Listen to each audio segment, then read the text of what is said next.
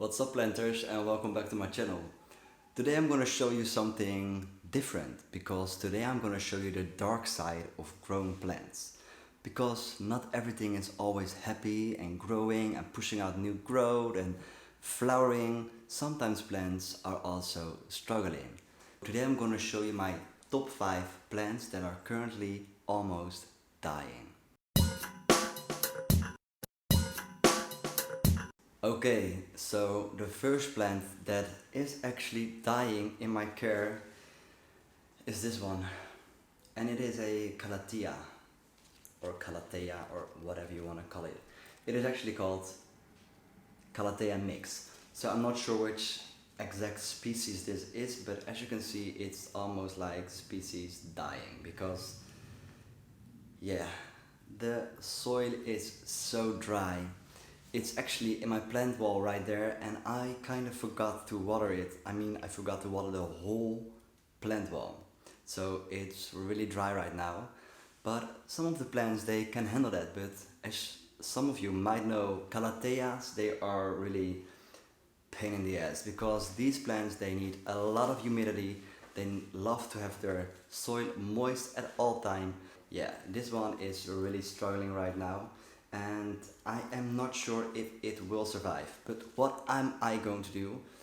I'm going to cut off all the leaves and I'm going to give it a good soak with a lot of water. So hopefully it will start growing again, because it actually looked kind of pretty on my plant wall. That's kind of sad, but you know, life is not always about happiness. Sometimes life is also about sadness, because there is no light without dark and there's no living without death. I ordered 2 plants with Casa Botanica. I ordered a COLOCASIA Blue Hawaii and a COLOCASIA White Lava, and they were actually producing a lot of new leaves. So I thought, well, I heard that they like sunlight, so I just removed them outside on my balcony, and I grow all my plants, almost all my plants, hydroponic or semi-hydroponic. So I just filled up the tray and I put it out in sun. And I thought, well, this plant is gonna grow very nicely. I went away for maybe 3 days and I got back and it looked like shit. So right now you can see that it is producing 2 new leaves, which I'm very happy of. But yeah, this plant lost all of its leaves. So now I am just left with 2 leaves, so that is 1 and that is 2.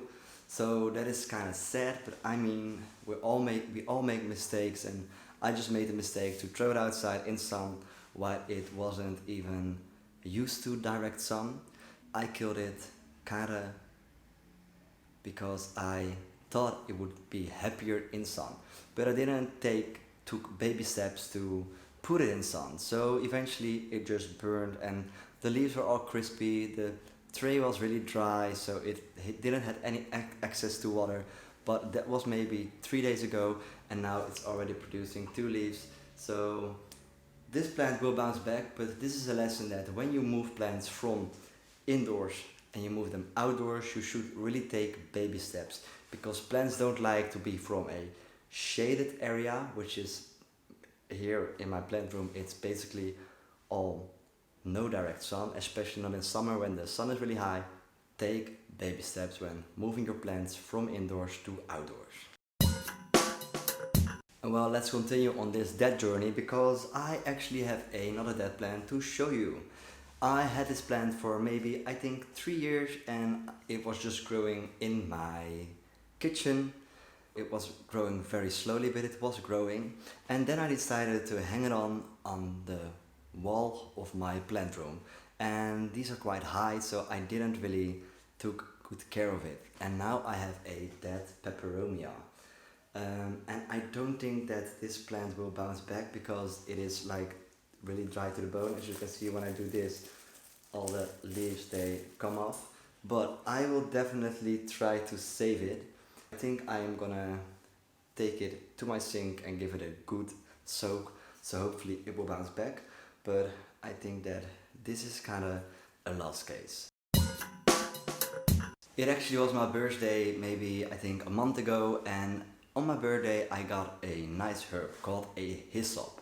I got it together with a basil, no, not a basil plant, I don't know the word of it, parsley? Yeah, parsley plant. So I got them both together, and oh no, it's called sheaves, Chives. So I got them both together, and I noticed that the chives, I don't know, was kind of struggling. So I looked it up on the internet and I saw that it liked more sunlight. So I decided to move both plants from my kitchen to my southeast facing windowsill, again without letting them acclimate. So now I have a dead hyssop. I'm actually not sure what kind of herb it is, but you can use it for soup, meat, salad, and you can even make tea oil.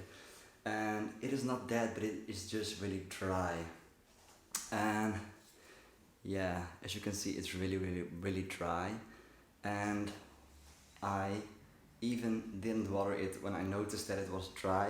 So I think that after I press stop, I'm gonna run to the sink and I'm gonna give it a good soak. What I love to do when plants are really dry is I love to put them with their bottom on a tray with water or just in your sink, and just give them maybe 30 minutes to soak up the water so that the soil is really saturated with moisture. That is what I'm gonna do right now. I'm gonna give you one last look at this dry hyssop plant. Okay, so I'm off to the sink. Okay, thank God we're almost at the end of this video, because I feel ashamed that I killed so many plants. But on the other side, it is totally normal, and I think that a lot of people kill so many plants, but, well, not so many plants, but sometimes it feels like, especially on Instagram and stuff, that it is always nice and everything is growing, but that is not the truth. And I know that there are a lot of people that also know that this is not the case. The last plant I want to show you is actually a Caladium. And it's this Caladium, it is the Miss MUFFET. And I think that there are some people that might say, well, it doesn't look that bad. And that is true, because it is sprouting new leaves and it's slowly starting to grow again. But I actually had a very big plant of this. I mean, it was large, it was full, it was growing, it was happy.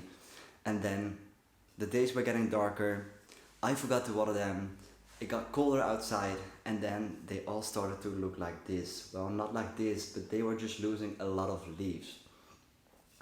And now I'm left with only a pot with some little baby leaves. And I know that there are leaves sprouting, but it's just kind of sad. And I must say that I have like 25 Caladiums right now, and most of them are now looking exactly like this one. So that's a pity. And yeah, I actually find Caladiums kind of hard to grow. I mean, they are not hard to grow, but they can be a little bit bitchy sometimes when you forgot to water them. They start drooping their leaves, or when they get water on the leaves and it stays on the leaves, they get like black spots on the leaves. So yeah, I would say that Caladiums are not that easy to grow. And yeah, it's also the case with this one. As you can see, it's still sprouting some leaves here and there, but it was a really pretty plant. So that's kind of sad. But on the other side, that's life. This was already the video for today. It's kind of short, but I hope you liked it. If you like this video, please drop a like and a comment below. Let me know in the comments which plants you've killed, maybe 1 or 2 times. And yeah, without further ado, I would love to thank you again, and I hope to see you again very soon in the future.